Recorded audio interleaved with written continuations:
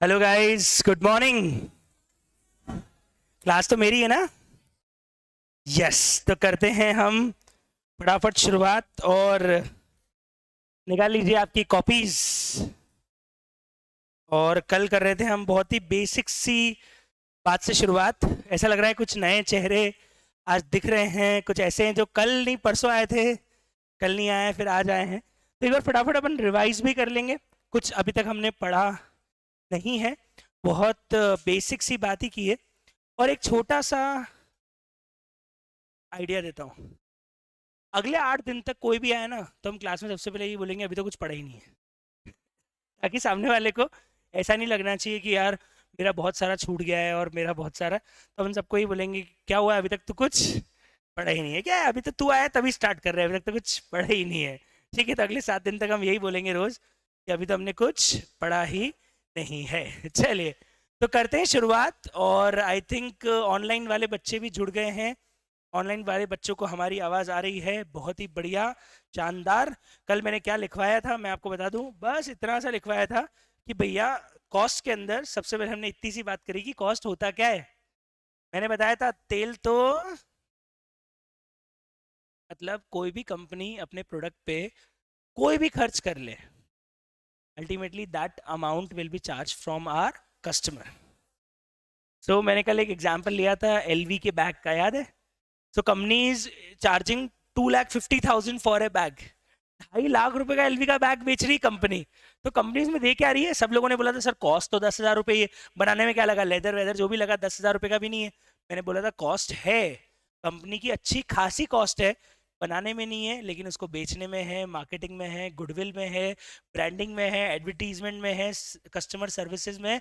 And that's why हम लोग cost को सिर्फ मैन्युफैक्चरिंग कॉस्ट से लिंक नहीं कर सकते। कॉस्ट में बी मैन्युफैक्चरिंग, में बी सेलिंग एंड डिस्ट्रीब्यूशन, में बी रिसर्च। एक और एग्जांपल लिया था कल मैंने इंजेक्शन वाला। कंपनी क्या कॉस्ट कस्टमर से ले रही थी? Research cost. 16 करोड़ में इंजेक्शन दे रही है, तो भैया उसमें 10 से 12 करोड़ की तो मेरी रिसर्च कॉस्ट ही है, जो मैंने इतने सालों तक रिसर्च करके उसको बनाया है। तो of course all these cost are actually charge from our product, actually charge from our customer, and that's why we will include each and every cost which I am spending on my product and services in my product cost। ये बात तो समझ में I think कल आप लोगों को आ गई होगी। नहीं भी आई होगी तो एक छोटी सी डेफिनेशन यहाँ लिखी हुई है, वो ये बात समझा रही है कि एक प्रोडक्ट पे किया गया कोई भी खर्च उसकी कॉस्ट का पार्ट बनता है। पर अब सवाल आता है सर क्या क्या जुड़ना चाहिए और क्या क्या नहीं जुड़ना चाहिए। मतलब हमने बोला प्रोडक्ट पे किया गया कोई भी खर्च, तो ऐसी चीजें जो प्रोडक्ट पे नहीं खर्च हुई है फिर वो जुड़ने भी नहीं चाहिए। तो अब हम देखते हैं क्या क्या जुड़ेगा और क्या क्या नहीं जुड़ेगा। तो सब लोग अपनी कॉपी में सबसे पहले यहाँ पे लिखिए क्या क्या इंक्लूजन्स हैं और क्या क्या एक्सक्लूजन्स हैं। क्या क्या इंक्लूजन्स हैं और क्या क्या एक्सक्लूजन्स हैं।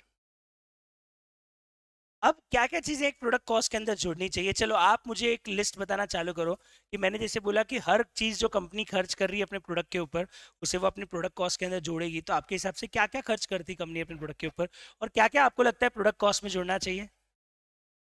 आई थिंक सबसे पहले रॉ मटेरियल। एक तो मटेरियल कॉस्ट ले सकते हैं, हमारा जो रॉ मटेरियल है वो हमारे लिए कॉस्ट का पार्ट बनना चाहिए। दूसरा लेबर कॉस्ट, ऑफ कोर्स जो भी एम्प्लॉय पे हम खर्च कर रहे हैं, लेबर पे हम खर्च कर रहे हैं, वो चीज़ यहाँ पे आनी चाहिए। और बताइए और क्या आएगा? फैक्ट्री एक्सपेंसेस, फैक्ट्री एक्सपेंसेस में ही बहुत सारे खर्चे होते हैं, जैसे रेंट होता है, मेंटेनेंस होता है, ये सब चीज़ें आएगी। जैसे फैक्ट्री के खर्चे हैं, फैक्ट्री का रेंट है, पैकेजिंग भी आएगा, ऑफ कोर्स मेंटेनेंस आएगा। यस, मशीन्स यहाँ पे एक मिनट अब सुनना, दो चीज़ें, एक होती है पैकिंग और एक होती है पैकेजिंग। दोनों में फ़र्क पता है आपको क्या होता है? प्राइमरी और सेकेंडरी पैकिंग में फ़र्क पता है क्या? प्राइमरी को हम बोलते हैं पैकिंग, क्या बोलते हैं? प्राइमरी को हम पैकिंग, और सेकेंडरी पैकिंग को हम क्या बोलते हैं? पैकेजिंग। अभी होता क्या है, बहुत ही ईजी है। हम जो चॉकलेट खा रहे हैं कैडबरी, उसका जो रैपर है ये प्राइमरी पैकिंग है, लेकिन ट्रांसपोर्ट में यही कैडबरी बॉक्स के अंदर आती है, प्लास्टिक के बॉक्सेस और कंटेनर्स के अंदर आते हैं, वो जो हो जाता है उसको हम क्या बोलते हैं? Secondary packing. और secondary packing is also known as packaging. Packaging और पैकिंग में अलग अलग क्यों कर रहे हैं सर? उसका रीजन है, पैकिंग कस्टमर तक पहुंचता है, पैकेजिंग सिर्फ ट्रांसपोर्ट के पर्पस के लिए होता है। आप कस्टमर को बड़े कार्टन में पैक करके नहीं दोगे, आप कस्टमर को तो रिटेल में एक एक चॉकलेट हाथ में दोगे, तो रैपर कस्टमर तक पहुंच रहा है, वो पैकिंग है।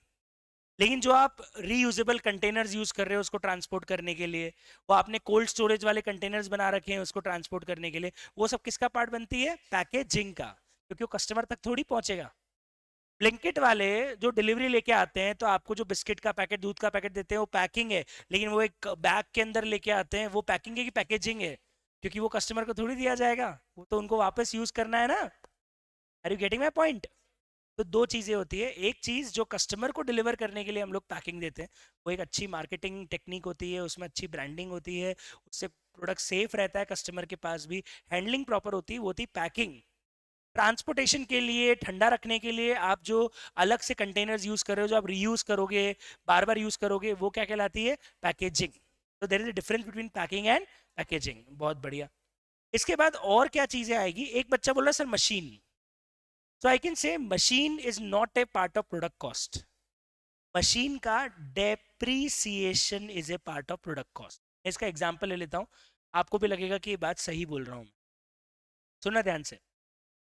आपने एक इनोवा खरीदी और आपने इनोवा को टैक्सी के फॉर्म में रेंट पे दिया। इनोवा खरीदी 30 लाख रुपीस की, 30 लाख रुपए की आपने 30 लाख रुपीस की इनोवा खरीदी और उस इनोवा को आपने किराए पे दे दिया। तो अब भैया बात है कि चलो कॉस्ट कैलकुलेट करते हैं कि गाड़ी एक महीने के लिए किराए पे गई तो क्या खर्चा। तो उसे सबसे पहले लिखा, सबसे बड़ा खर्चा तो मेरा इनोवा ही है, तो सबसे पहले तो 30 लाख रुपए, 30 लाख में पेट्रोल जोड़ा, ड्राइवर जोड़ा, और बोला कि भैया एक महीने के लिए गाड़ी ले गए थे ना, दो 35 लाख रुपए निकालो। हमने बोला पागल हो गया क्या, एक महीने के किराए पे 35 लाख रुपए दूंगा क्या मैं? आप गाड़ी को कॉस्ट नहीं मान सकते, आपको गाड़ी के डेप्रिसिएशन को कॉस्ट मानना। अब ये नहीं बोलोगे मेरी 30 लाख की गाड़ी मैं कस्टमर से ले रहा हूं, लूंगा, और उसे एक कस्टमर से एक महीने में या एक साल में थोड़ी ले लूंगा पूरा का पूरा। आई नीड टू अमोर्टाइज और डेप्रिशिएट दिस एसेट इनटू 5 और 6 ईयर। तो मैं बोलूंगा अच्छा 30 लाख रुपए, 6 साल 7 साल गाड़ी चलेगी उसका है, तो अगर 6 साल गाड़ी चलेगी 30 लाख रुपए, तो एक साल का 5 लाख, एक साल का 5 लाख, तो एक साल में गाड़ी कितनी चलेगी सर? कम से कम एक साल में 2 लाख किलोमीटर गाड़ी चला दूंगा, तो 1 किलोमीटर पे ₹2.5 का डिप्रिसिएशन हुआ। अब एक आदमी मेरे से गाड़ी किराए पे लेने आएगा, तो मैं उससे बोलूंगा पेट्रोल खर्चा मेरे को लगता है ₹8, ड्राइवर मेरे से ले लेता है अप्रोक्सीमेटली 1 किलोमीटर का ₹2, 10 ये और ₹2.5 का डेप्रिसिएशन भी लगता है, ₹2 मेरा प्रॉफिट मार्जिन, 1 किलोमीटर के ₹15 चार्ज करूंगा।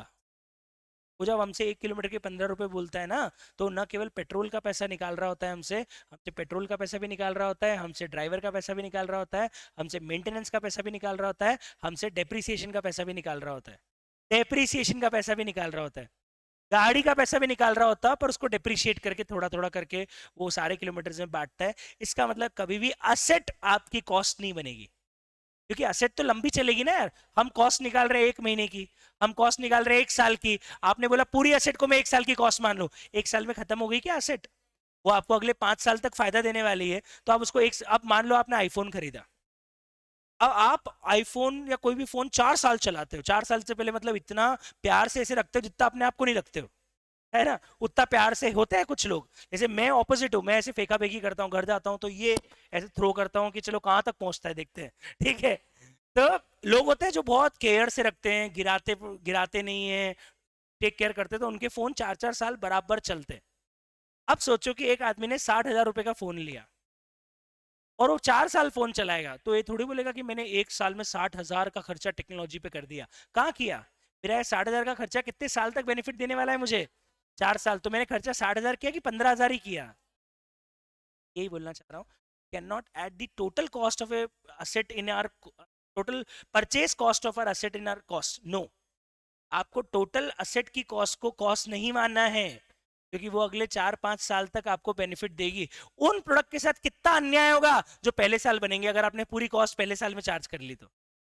4 साल तक चलने वाली मशीन को आपने एक साल में पूरा का पूरा कॉस्ट में जोड़ दिया, तो पहले साल का प्रोडक्ट हो जाएगा महंगा और बाकी के 3 साल का प्रोडक्ट हो जाएगा सस्ता, क्योंकि बन तो वो भी उसी मशीन से रहे।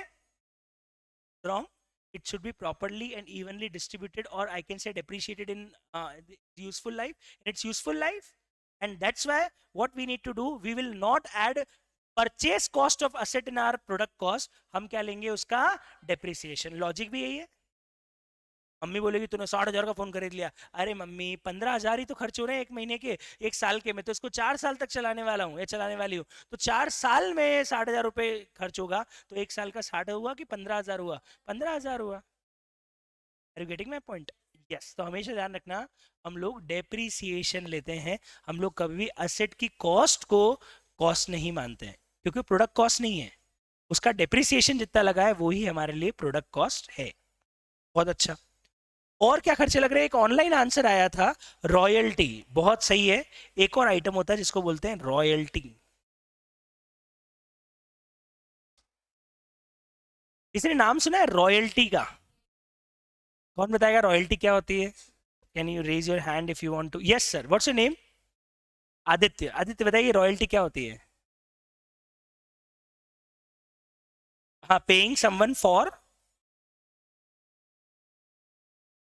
हिंदी में एक्सप्लेन करो ना एक बार प्लीज। किसी को पैसा दे रहे हैं, किस चीज के लिए? मतलब एक तरह से वो बोल रहा है गुडविल के लिए। ओके। और जी, जी सर, व्हाट्स आपका, कल कल नाम भूल गया मैं। बैठ के सर, बैठ के। आशीष जी बताइए। ब्रांड यूज कर रहे हैं।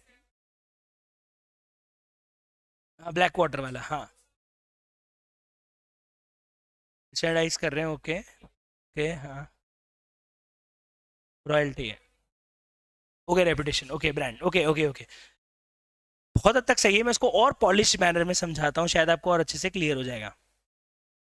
फॉर एग्जाम्पल, जनरली कॉस्ट में हम जो रॉयल्टी पे करते हैं ना, that is for using the patent, for patent.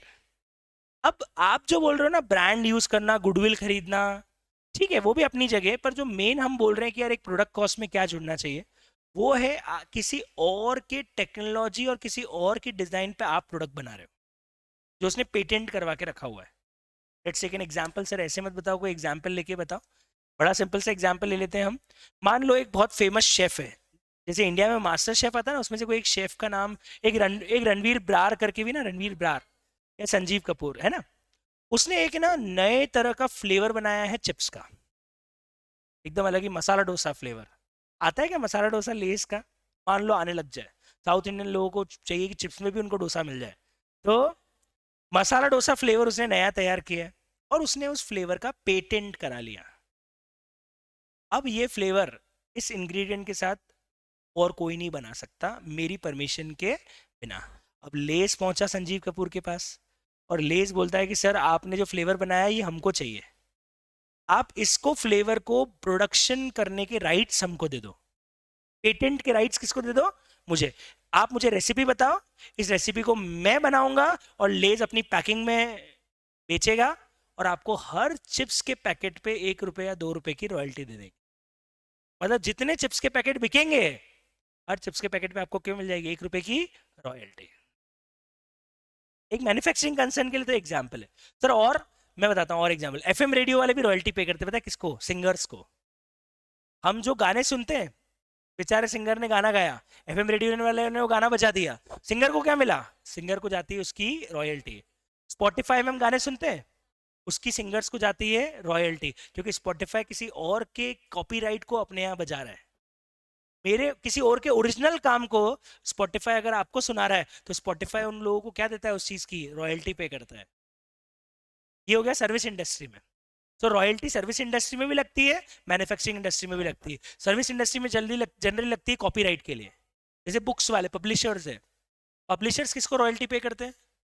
Authors को। जैसे मान लो पेंगुइन पब्लिकेशन है, उसने कोई बहुत ही फेमस ऑथर की स्टोरी ली और पब्लिश कर दी बुक। अब जितनी बुक्स बिकेगी, हर बुक पे एक पोर्शन ऑफ प्रॉफिट किसको जाएगा? ऑथर को। वो कहलाती रॉयल्टी। तो हम जो भी इंटेंजिबल्स यूज कर रहे हैं किसी और के, और के ओरिजिनल काम को आप उसकी परमिशन के साथ यूज कर रहे हो, तो आपको फ्री में तो यूज करने देगा नहीं, ऑफकोर्स उसके बदले में आपको उसको क्या पे करनी पड़ेगी? रॉयल्टी पे करनी पड़ेगी। इसका बहुत ही जोरदार एग्जांपल है जॉर्डन्स। नाइकी ने माइकल जॉर्डन का नाम अपने शूज पे लगाने के लिए माइकल जॉर्डन को ये बोला था कि हम आपको हर शूज की सेल पे रॉयल्टी देंगे। और आपको पता है ये कब की बात है? 1980s की। 80s और 90s की बेसिकली, जब जॉर्डन नया नया खेलने आया था। और तब नाइकी को ऐसा लग रहा था कि वो लोग $1 या $2 मिलियन के शूज बेच देंगे जॉर्डन के, और जॉर्डन को लग रहा था कि ठीक है, मैं भी अभी बहुत बड़ा प्लेयर नहीं हुआ हूँ माइकल जॉर्डन, तो मैं मेरे को भी 10-20 मतलब 2-4-5 लाख डॉलर मेरे को भी मिल जाएंगे। वो जॉर्डन इतने चले कि एक साल में उन्होंने $200 मिलियन की सेल करी, और आज भी सबसे ज्यादा जॉर्डन ही बिकते हैं। और आज भी सबसे रिच प्लेयर में नाम आता है माइकल जॉर्डन का, जबकि उसने खेलना, बास्केटबॉल खेलना सालों से बंद कर दिया, पर उसके शूज आज भी बिक रहे हैं। जॉर्डन नाम तो आपने सुना ही होगा। वो एक्चुअली एक प्लेयर का नाम है, माइकल जॉर्डन, जो कि बास्केटबॉल प्लेयर, एनबीए प्लेयर है यूएस का, उसके नाम पे वो शूज है। और आज भी जब भी नाइकी जॉर्डन्स बेचता है, उसकी रॉयल्टी किसको जाती है? माइकल जॉर्डन को जाती है। आपको पता है क्या मार्केटिंग करी थी उसके लिए माइकल जॉर्डन ने? माइकल जॉर्डन ने बास्केटबॉल जब वो खेलते थे ना, तब उनको ओनली वाइट शूज वेयर करना अलाउड था। मतलब they can only wear what, which kind of shoe? White. और वाइट शूज उनको एनबीए को पूरा सप्लाई करता था एडिडास। नाइकी से बड़ी कंपनी होती थी एडिडास एक टाइम पे, है ना। अब माइकल जॉर्डन को नाइकी ने हायर किया और बोला कि अब हमारे जूते पहन के, रेड और ब्लैक कलर के जॉर्डन पहन के बास्केटबॉल खेलो।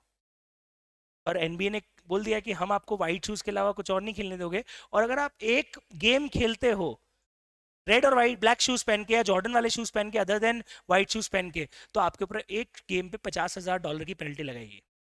नाइकी ने जॉर्डन को बोला आप यही पहन के खेलो, हम आपको हर गेम की पेनल्टी देंगे। नाइकी ने $5 से $6 लाख की पेनल्टी पे करी है, सिर्फ इसलिए क्योंकि माइकल जॉर्डन को व्हाइट की जगह उन्होंने रेड और ब्लैक शूज पहना है। और वो सिग्नेचर शूज थे उनके, रेड और ब्लैक वाला जो जॉर्डन आता है वो।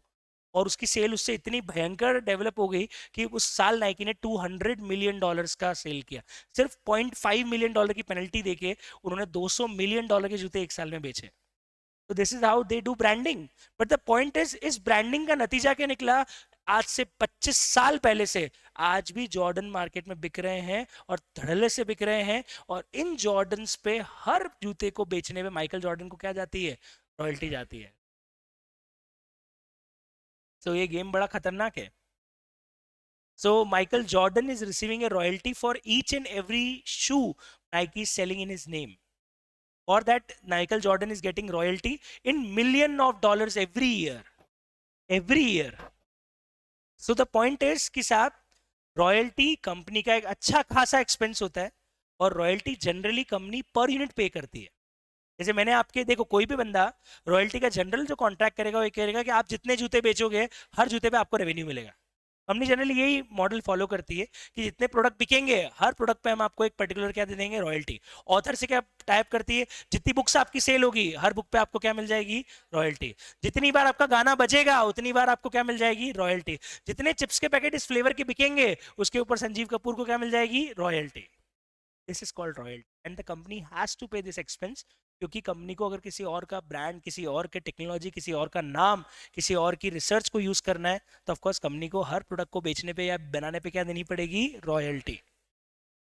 एक बच्चा पूछ रहा है सर पेटेंट और कॉपीराइट में फर्क क्या है? मैं बता ही देता हूँ, वैसे तो इस बात का कॉस्ट से कोई कनेक्शन नहीं है। पेटेंट होता है डिजाइन का, कॉपीराइट होता है नाम का, लोगो का, या आर्टिस्टिक वर्क्स का। किताब का, स्टोरी का कॉपीराइट होगा, लेकिन मैंने एक मशीन का डिजाइन बनाया है, उसका क्या होगा? पेटेंट। अगर आप नाइकी का लोगो ले रहे हो तो कॉपीराइट है, लेकिन नाइकी का जो डिजाइन है जॉर्डन वाला वो उसका पेटेंट है। डिजाइन्स का पेटेंट होता है, टेक्नोलॉजी का पेटेंट होता है, और जो आर्टिस्टिक वर्क्स है, लोगोज हो गए, ब्रांड नेम्स हो गए, या फिर स्टोरी हो गई, गाना हो गया, कंपोजिशन हो गई, म्यूजिक हो गया, रिदम हो गया, इन सब का क्या होता है? कॉपीराइट। है दोनों ही इंटेंजिबल, लेकिन एक में आप प्रोडक्ट की डिजाइन का, शूज की डिजाइन का, टेक्नोलॉजी का पेटेंट कराते हो। जैसे आपने थ्री इडियट्स देखी थी, थ्री इडियट्स में आमिर खान ने 30-40 पेटेंट करा रखे थे, क्योंकि वो एक इंजीनियर था। तो मशीनों के डिजाइन का, मशीनरीज का क्या था? पेटेंट। सैमसंग के पास फोल्डेबल स्क्रीन का पेटेंट है, पेटेंट है ना। सैमसंग का जो लोगो है वो उसका क्या है? कॉपीराइट है। ये फर्क है पेटेंट और कॉपीराइट के। ध्यान रखना दोनों तरह के इंटेंजिबल्स होते हैं। आर्टिस्टिक वर्क, लोगो, डिजाइन, ये सब होता है कॉपीराइट। और जो हम लोगो का डिजाइन मतलब वो नहीं, लेकिन मशीनरी की टेक्नोलॉजी, मशीनरी का डिजाइन, ये सब होता है पेटेंट। कार का डिजाइन पेटेंट होता है। आ रही है बात समझ में? That's just for a knowledge. Okay, yes, formula का भी पेटेंट होता है। आपने अगर कोई दवाई का फॉर्मूला बनाया है तो उसका भी क्या होगा? पेटेंट। पेटेंट होगा, यस। आगे बढ़ते हैं एंड चलते हैं नेक्स्ट। और क्या खर्चे हैं जो प्रोडक्ट कॉस्ट में हम लोग ऐड करते हैं? Advertisement, of course, advertisement, marketing, selling, ये सब तो आएगी।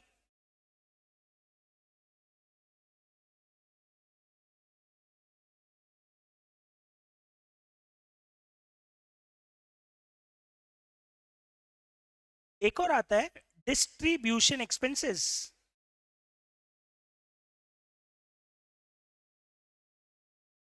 अरे कंपनी जो अपने आउटलेट्स खोलती, बड़े बड़े फैक्ट्री आउटलेट्स खोलती है, या कंपनी जो भाड़ा पे कर रही है गुड्स को पूरे इंडिया में पहुंचाने का, बताओ वो पैसा कस्टमर से लेती है या नहीं लेती है?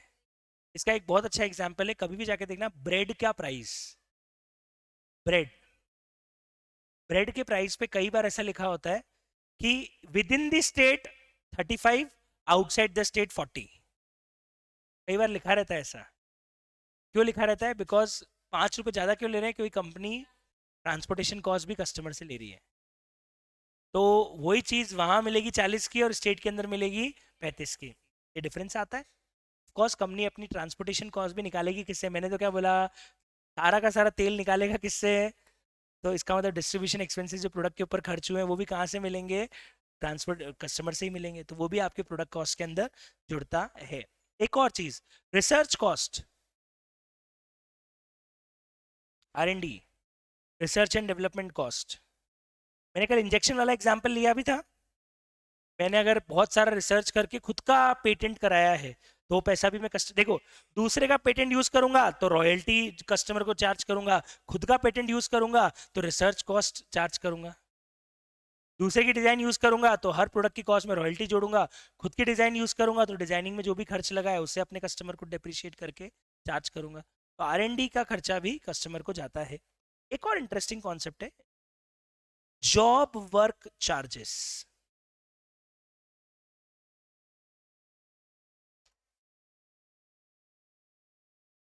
जॉब वर्क चार्जेस,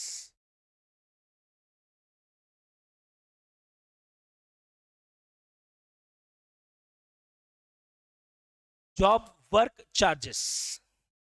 कोई बताएगा जॉब वर्क चार्जेस क्या होता है? किसी ने कुछ सुना है कभी जॉब वर्क के बारे में? नहीं, एडिशनल यूनिट का तो कोई क्लॉज नहीं है। आशीष बताना चाह रहा है, 1 मिनट और कोई बताएगा पहले, 1 मिनट। जी ma'am, what's your name? Jhalak, तो आप एक झलक बता दो फटाफट, जॉब वर्क चार्जेस की क्या है? जी, जितना।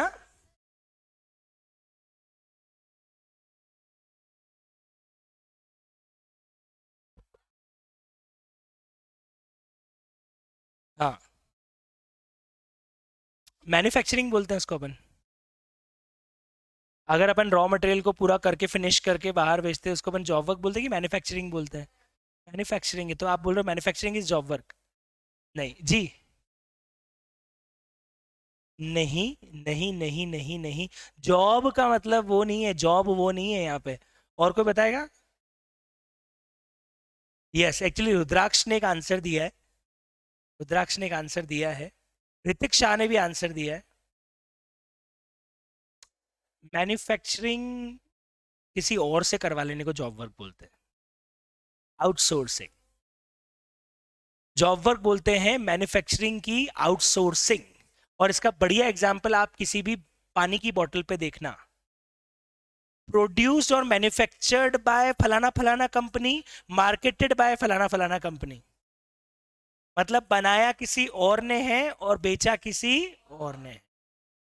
पार्ले जी के बिस्किट पे आएगा, पार्ले जी के जो एग्रो की एक्वाफेना बॉटल आती है उसके ऊपर आएगा, बेली जो आती है उसके ऊपर आएगा, कोल्ड ड्रिंक्स के ऊपर आएगा, दवाइयों के ऊपर आएगा, कपड़ों पे आएगा।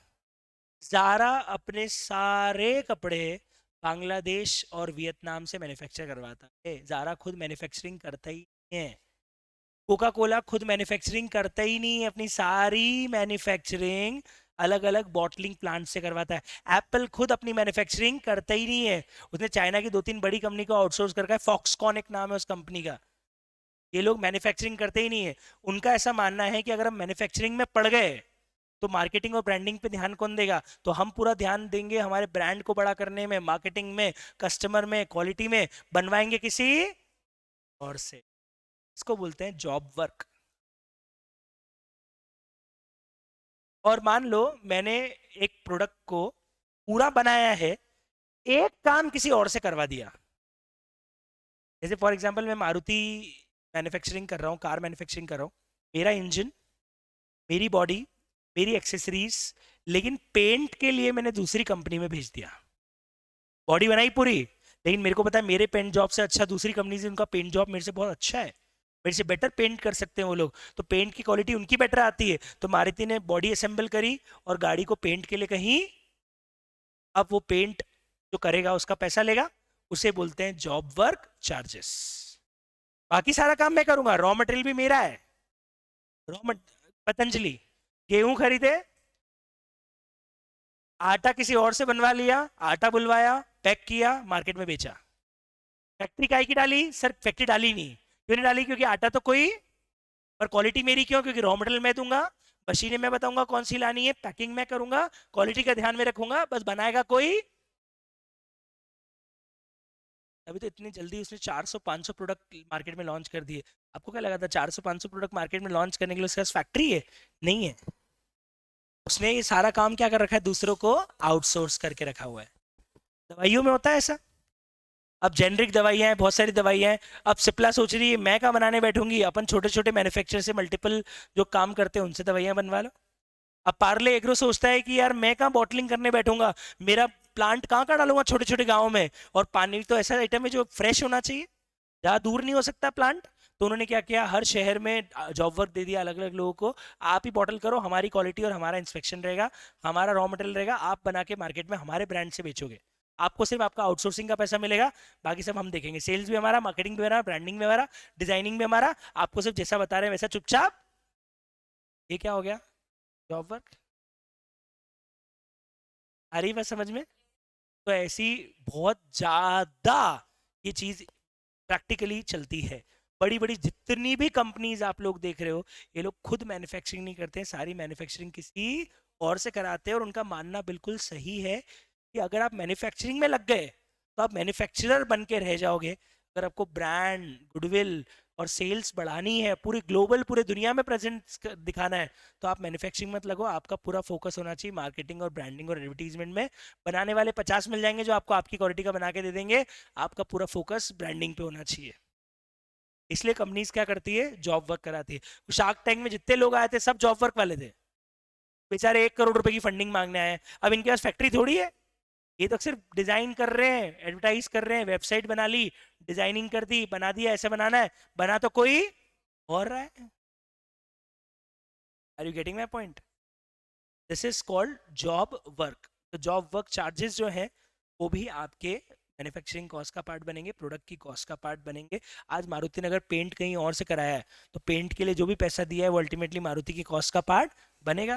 बिल्कुल बनेगा, बहुत बढ़िया। और क्या आएगा? Quality control. आपने इंस्पेक्शन पे, क्वालिटी कंट्रोल पे खर्च किया है तो ऑफकोर्स कंपनी इसका पैसा लेगी।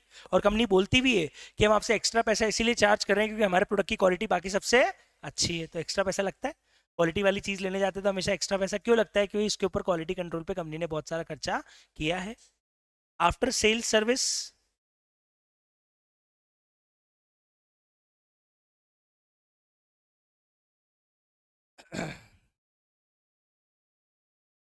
एक और आ रहा है, यस, ये भी इंटरेस्टिंग चीज है, नॉर्मल लॉस।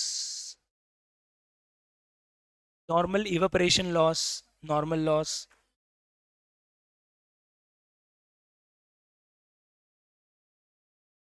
ये भी प्रोडक्ट कॉस्ट में जुड़ता है, बिल्कुल जुड़ता है। सर इसका कोई एग्जाम्पल ले लो। पेट्रोल। मैं बताता हूँ इसका सिंपल एग्जाम्पल। 1 किलो मौसम्बी ली और उसे जूस निकाला, तो 1 किलो मौसम्बी और 1 किलो जूस का प्राइस सेम होगा। क्यों यार? 1 किलो मौसम्बी से 1 किलो जूस बनता होगा ना, तो प्राइस तो सेम होता होगा ना, कि 1 किलो मौसम्बी इतने का तो 1 किलो जूस भी इतने का ही। 70-80% तो कचरा निकल जाता है। मतलब वो 1 किलो मौसम्बी का पैसा वो आपसे उस 200 ml के ग्लास से ही लेंगे। मतलब जो 80% लॉस हो गया उसका पैसा किससे लिया जाएगा? आपके 20% प्रोडक्ट से। मतलब 100 चीज डाली और 20 बना, तो 100 का पैसा कौन देगा? 20 ही देगा। और एग्जांपल लो सर, पेट्रोल में there is a evaporation loss of 1 और 2%। जब वो ट्रांसपोर्ट होता है और जब वो पेट्रोल भराता है, खाली होता है, तो 1 से 2% पेट्रोल या 5-7% पेट्रोल गायब हो जाता है। तो वो लोग अपने आप रेट बढ़ा के ले लेते हैं। अगर 65 की चीज आई है तो 68 मान लेंगे, 69 मान लेंगे। अगर 100 की चीज आई है तो 102 मान लेंगे, क्योंकि उनको पता है 2% तो उड़ गया। तो उड़ा हुआ पैसा कौन देगा? भगवान से लेंगे। भगवान ले गया ऊपर उड़ा के पेट्रोल, उनको भी लगता होगा ना गाड़ियों के लिए। तो वो ले वो खरीदते नहीं है, वो छीनते हैं। ठीक है, तो हमारे यहाँ से पेट्रोल क्या करते हैं, वो एवोपरेट करके ले जाते हैं। तो उसका पैसा भगवान देंगे कि कस्टमर देगा? कस्टमर देता है। एक और अच्छा एग्जाम्पल है प्याज। एक आता है गीला प्याज, एक आता है सूखा प्याज।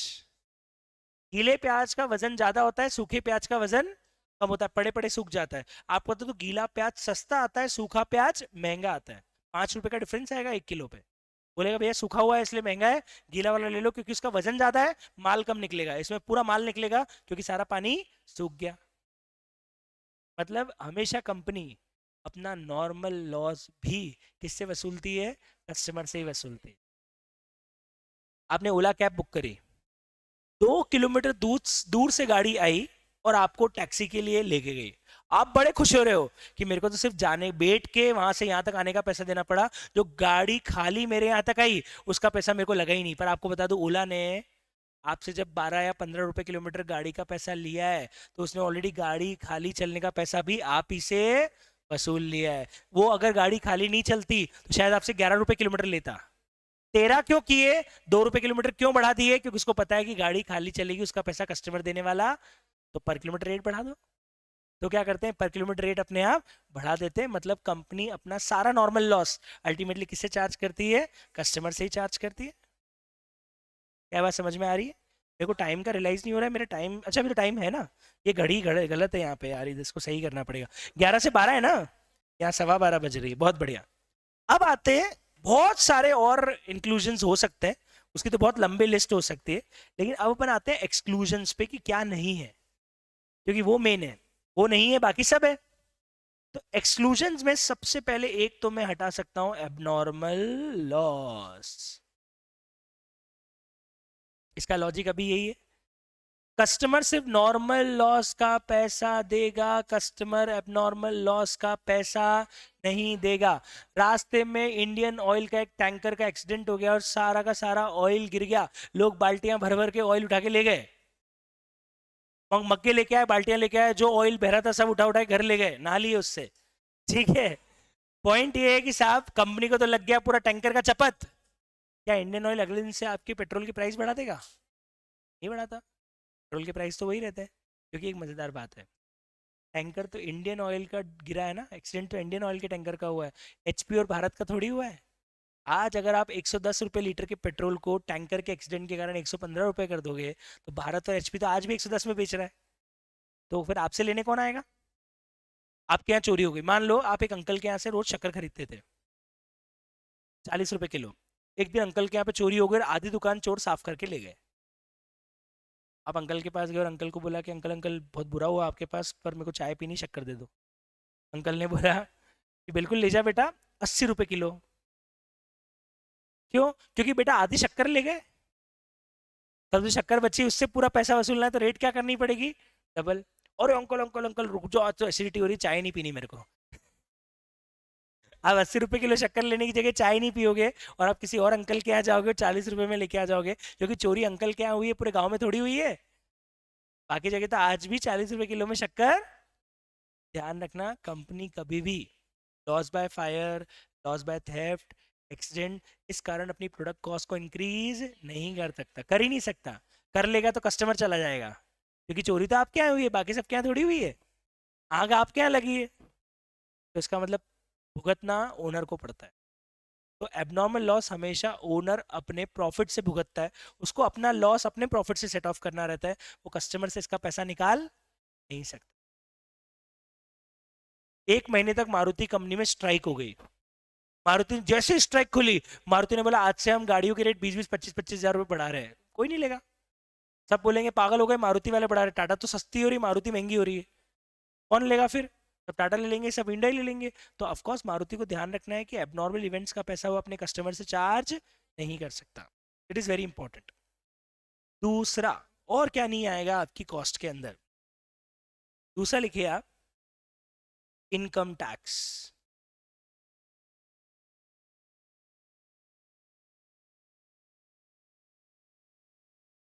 बात करते हैं जीएसटी की। पहले बात किसकी कर रहे हैं? Income tax.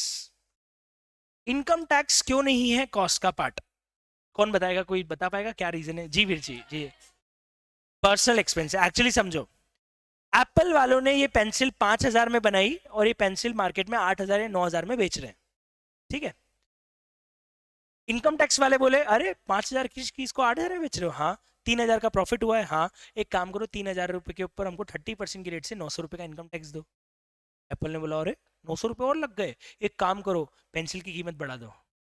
पेंसिल बोलेगी 1 मिनट, आपने मेरा रॉ मटेरियल लगाया, मैंने उसकी कॉस्ट ली आपसे, आपने मेरे पे लेबर लगाई, मैंने आप उसकी कॉस्ट ली, ये 900 रुपए का ही के दे रहे हो आप मेरे को? पेंसिल बोलती है एप्पल वालों को कि मेरे से 900 रुपए क्यों ले रहे हो? वो बोलते हैं यार इनकम टैक्स लग रहा है। 1 मिनट, पेंसिल बोलती है ये इनकम टैक्स मेरे पे कहाँ से लगने लग गया? मैं तो गुड्स हूँ, गुड्स पे थोड़ी इनकम टैक्स लगता है, इनकम टैक्स तो इनकम पे लगता है, तो मेरे से क्यों ले रहे हो? बोले नहीं हमने 900 रुपए दिए ना। पेंसिल बोलती है 900 रुपए आपने क्यों दिए? क्योंकि आपने अपना 3,000 का प्रॉफिट मार्जिन उसमें जोड़ा। एक काम करो सर, 5,000 में मैं बन रही हूं ना, तुम इसको 5 में ही बेचो, उसके बाद टैक्स लगे तो मेरे से लेना। बात सही है कि नहीं है? मेरे कारण अगर कोई खर्चा हो तो मैं भुगतूंगा ना, अगर कोई खर्चा मेरे कारण नहीं हुआ है तो मैं क्यों भुगतूंगा? पेंसिल बोलती है मैं 5,000 में बनी ना, तुम लालची लोगों ने 3,000 का प्रॉफिट जोड़ा है, मत जोड़ो, बेचो इसको 5 में। उसके बाद लगेगा क्या इनकम टैक्स? 5,000 की चीज को 5,000 में बेचोगे तो प्रॉफिट कितना? जीरो। प्रॉफिट जीरो तो इनकम टैक्स भी कितना? मतलब ये खर्चा मेरे कारण नहीं हुआ है। किसके कारण हुआ है? आपके लालच के कारण हुआ है। तो भुगतेगी भी कौन? आप ही। कस्टमर आपसे कभी भी इनकम टैक्स का पैसा नहीं देगा, क्योंकि वो ओनर के प्रॉफिट मार्जिन के अगेंस्ट में चार्ज किया गया है, प्रोडक्ट से लिया गया नहीं है। And that is why income tax is like a personal expense. It is required to paid by the entrepreneurs, it is required to paid by the company, it is required to paid out of the profits, not from the product cost. It can not be recovered from the product cost.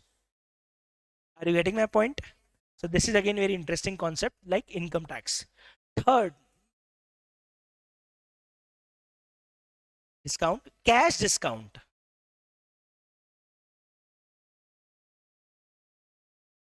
Bye again trade, cash discount का product के साथ कोई connection नहीं है। जैसे मैं वापस pencil के एग्जांपल लेता हूं, आपने पेंसिल 8,000 रुपए में बेची, ठीक, आपने बोला 5,000 की कॉस्ट, 3,000 का मेरा प्रॉफिट मार्जिन। अब आपने बोला यार ये पैसा तो उधार में गया, 3 महीने बाद आएगा। आपने कस्टमर को बोला आज के आज पैसा दे रहा है क्या? हाँ, मैं तुमको 200 रुपए का डिस्काउंट दूंगा। तो आप मुझे बताओ, जो आज की आज पैसे लेने के लिए आपने 200 रुपए का डिस्काउंट दिया है, ये प्रोडक्ट के बनने और बिकने के कारण लगा? आप मत लेते, आज 3 महीने बाद लेते, मत देते डिस्काउंट, 3 महीने बाद पैसा आ रहा था ना।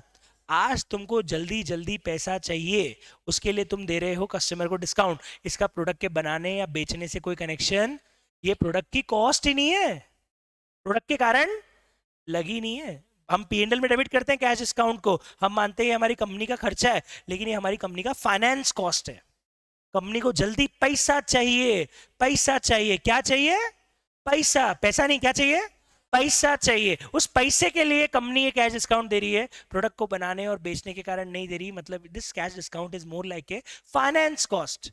पैसा जल्दी अरेंज करने के लिए कंपनी को कैश डिस्काउंट देना पड़ रहा है, इसीलिए हम कैश डिस्काउंट को कभी भी प्रोडक्ट कॉस्ट नहीं मानते, ये फाइनेंस कॉस्ट होती है, और इसीलिए हम उसे हमारे कस्टमर के प्रोडक्ट कॉस्ट में ऐड नहीं करेंगे। ठीक है, और क्या आएगा? एक और है डोनेशन। 1 मिनट जी सर, बताइए।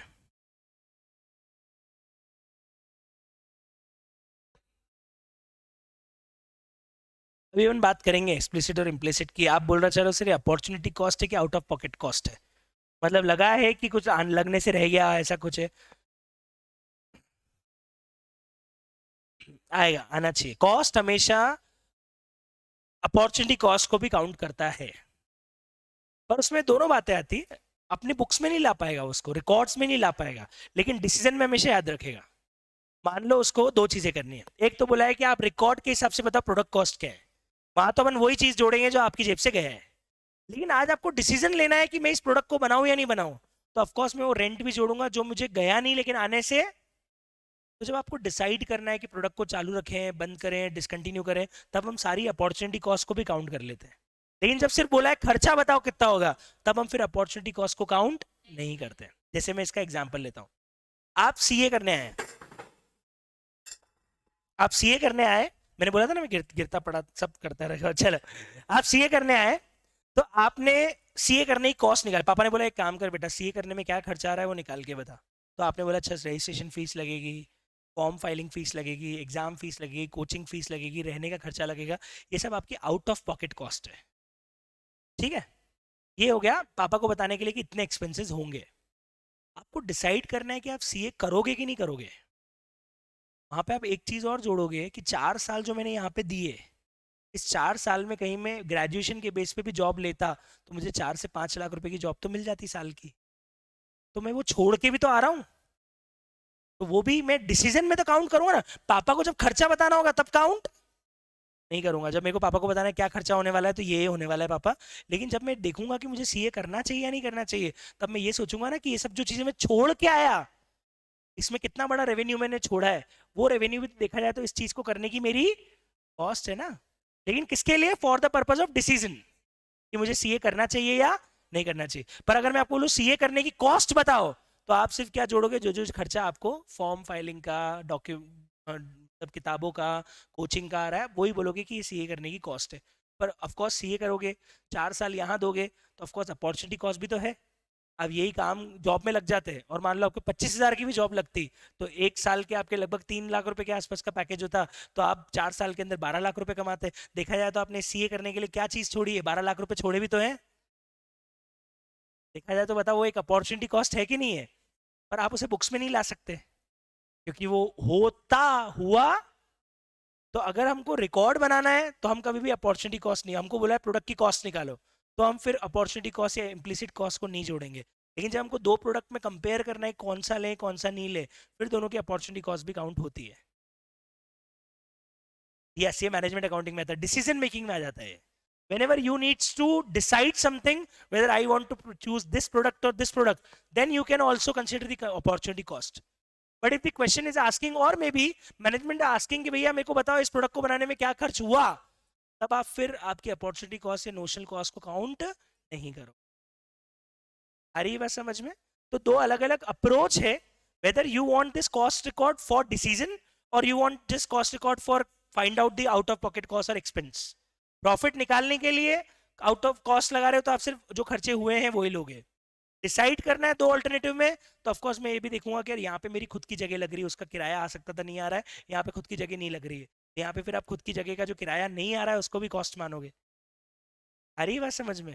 तो वो हम और जब इन डेप्थ जाएंगे तो बहुत सारी बातें उसके अंदर करेंगे कि कब उसे कॉस्ट माना जाए कब नहीं माना जाए। लेकिन जब सिर्फ आपको एक प्रोडक्ट की कॉस्ट निकालनी हो, तब आप अपॉर्चुनिटी कॉस्ट को काउंट मत कर। ठीक है, बहुत ही बढ़िया। अब एक और सवाल आता है, सर प्रोविजंस भी नहीं आएंगे, रिजर्व्स भी नहीं आएंगे, क्योंकि provisions and reserves are not, it's an appropriation item. आप प्रोविजन फॉर डिविडेंड बना रहे हो, आप बना रहे हो प्रोविजन फॉर बैड डेट, आप इनकम अकाउंट्स के अंदर सिंकिंग फंड के लिए डिवेंचर का सिंकिंग फंड बना रहे हो, आप जनरल रिजर्व्स बना रहे हो, वो हम पी एंड एल के अंदर डेबिट करते हैं, पर एक्चुअली वो खर्चा नहीं होता है, वो क्या होता है, पी एंड एल एप्रोप्रिएशन होता है। हम सिर्फ हमारे प्रॉफिट को बांट रहे हैं, तो ये चीज कॉस्ट नहीं है, प्रॉफिट का बंटवारा है, और इसीलिए इन सब चीजों को हम कॉस्ट का पार्ट, जेब से गया थोड़ी, जो जेब में आया उसी का बंटवारा कर रहा हूँ, डिविडेंड बांट रहा हूँ, रिटेन अर्निंग, जनरल रिजर्व, तो मैं तो जो पैसा कमा लिया उसको बांट रहा हूँ, खर्चा थोड़ी हुआ मेरा। इसीलिए रिजर्व्स और प्रोविजंस भी नहीं आते हैं। जी मैम, बैड डेट्स भी नहीं आएंगे, उसका रीजन बताता हूँ। ये पेंसिल बिकी, पेंसिल 8,000 में बिकी, आपने जिस आदमी को दिया उसने पैसे नहीं दिए, इसमें पेंसिल की गलती, आप कस्टमर की गलती। मतलब आपका ऐसा बोलना हो गया कि अंकल, कि आप गए शक्कर की दुकान वाले भैया के पास और आप 40 रुपए किलो शक्कर खरीदते थे, अगले दिन अंकल के पास गए, उन्होंने बोला बेटा 80 रुपए किलो शक्कर। बोले क्यों? बोले तेरा एक दोस्त है ना श्याम, बोले हाँ, वो पैसे नहीं दे गया। तो अब मैं तेरे से डबल पैसे लूंगा, क्योंकि बेड डेट हुआ है, उसके ही पैसे तू देगा और तेरे ही पैसे तू देगा। कस्टमर देगा क्या बेड डेट के पैसे? मतलब आपका ऐसा बोलना हो गया कि एक आदमी पैसे खा गया तो उसके पैसे दूसरे से वसूल लो। बेड डेट कॉस्ट में जोड़ने का मतलब ये हो गया कि जिस आदमी ने आपको पैसे नहीं दिए, आपने उसके कारण बाकी कस्टमर की कॉस्ट बढ़ा दी। वो क्यों देंगे उसके पैसे? क्या ये कस्टमर को कुछ फायदा मिला? नहीं। क्या प्रोडक्ट में कॉस्ट कॉस्ट बढ़ी? नहीं। ये तो आपने आपकी गलती है। ये तो मैनेजमेंट का डिफॉल्ट है कि नहीं है कि मैनेजमेंट ने गलत आदमी को बिना शक्ल देख के पैसा दे दिया। शक्ल पे लिखा था चोर है, फिर भी दे दिया आपने पैसा, तो पैसा ऑफ कोर्स देगा ही नहीं। तो ये आपकी गलती, आप भुगतोगे, ये कस्टमर भुगतने वाला नहीं है। इसलिए कोई भी प्रोविजन हो, चाहे वो बैड डेट का हो, चाहे वो आपका सॉरी डेप्रिसिएशन तो आएगा, लेकिन प्रोविजन फॉर डिविडेंड, डिविडेंड का जो प्रपोज डिविडेंड का प्रोविजन होता है वो, या कोई भी और अदर प्रोविजंस या आप रिजर्व्स बना रहे हो, तो उन सब का हम यहाँ पे कभी भी कॉस्ट नहीं। नाउ और क्या नहीं आएगा, एक बहुत ही शानदार चीज है। हाँ, एक और चीज है, यहाँ पे अदर इनकम भी नहीं आती है। क्यों नहीं आती? क्योंकि ऑफ कोर्स आपने अदर इनकम कमाई है, वो तो नाम में ही जुड़ा हुआ है अदर इनकम। इसका प्रोडक्ट या बिजनेस से कोई कनेक्शन, या ऑपरेशन या नॉन ऑपरेशन है, नॉन ऑपरेटिंग इनकम है। तो नॉन ऑपरेटिंग इनकम को हम कभी भी हमारी, भाई कॉस्टिंग तो हमारे ऑपरेशन की कर रहे हैं, कॉस्टिंग हम हमारे फैक्ट्री की कर रहे हैं, कॉस्टिंग हम हमारे प्रोडक्ट की कर रहे हैं। तो अदर आपने ना इन्वेस्टमेंट करके अदर से ब्याज कमाया, तो भैया वो ब्याज आपकी अदर इनकम है, उसका आपके कस्टमर के प्रॉफिट और प्रोडक्ट के प्रॉफिट पे कोई कनेक्शन है ही नहीं। अब जैसे for example Nata sir coaching चला रहे हैं, तो नाटा सर कोचिंग में जो खर्चा करेंगे वो आपकी प्रोडक्ट की कॉस्ट है, कोचिंग से जो कमाएंगे वो उनका सेल्स है, वो उनका रेवेन्यू है। लेकिन नाटा सर ने एक हॉस्टल और चालू कर रखा है जिसको पर्सनल, या नाटा सर की कोई जमीन है जो उन्होंने किराए पे दे रखी है, तो नाटा एकेडमी की इनकम थोड़ी है। क्या ये देखा जाएगा नाटा सर ने सीए से इतना पैसा कमाया, तो उसमें वो पैसा नाटा सर ने सीए से थोड़ी कमाया है, वो पैसा तो नाटा सर ने जमीन किराए पे देके कमाया है, तो वो तो अदर इनकम हो गई ना।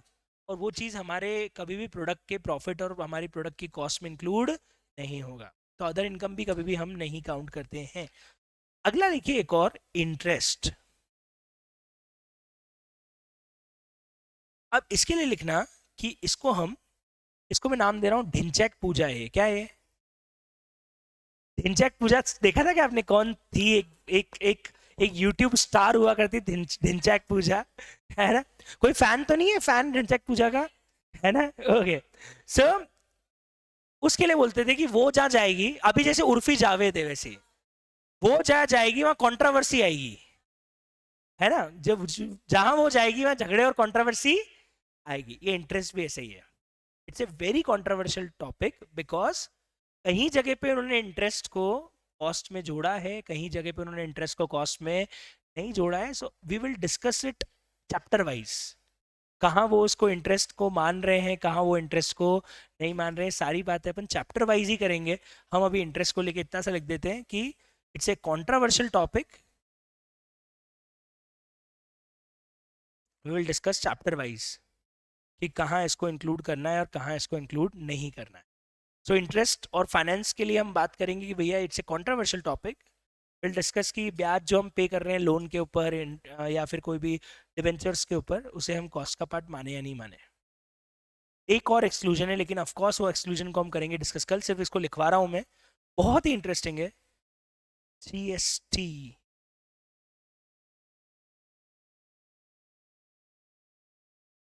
On purchase of raw material. Yes, penalties भी एबनॉर्मल कॉस्ट में आ गई ना, ऊपर ही लिख दिया अपने एबनॉर्मल लॉस। पेनल्टी तो एक एबनॉर्मल लॉस होता है, क्योंकि मेरे यहाँ हुआ है, सबके यहाँ नहीं हुआ है, तो मैं कस्टमर से एबनॉर्मल कॉस्ट है मैं उसको चार्ज नहीं कर सकता, एबनॉर्मल में आ गया हो तो। ये बहुत ही बेहतरीन है। फॉर्चुनेटली मैं ही जीएसटी पढ़ाता हूं, तो मैं आपको बहुत ही बेहतरीन तरीके से कल ही समझाने की कोशिश करूंगा कि जीएसटी का एग्जैक्ट इफेक्ट क्या होता है, और जीएसटी को हम हमारी प्रोडक्ट कॉस्ट का पार्ट माने या ना माने। तो ये आज हमने इतना सारा नोट कर लिया है, कल आप करके आइएगा इसको रिवाइज, तो हम कल इसके आगे के एक्सक्लूजन्स पढ़ेंगे, और बहुत सारी बेसिक बातें भी अपने को कॉस्टिंग के अंदर करनी है, वो सारी हम करेंगे कल। Thank you so much, enjoy, good day, bye bye, thank you guys.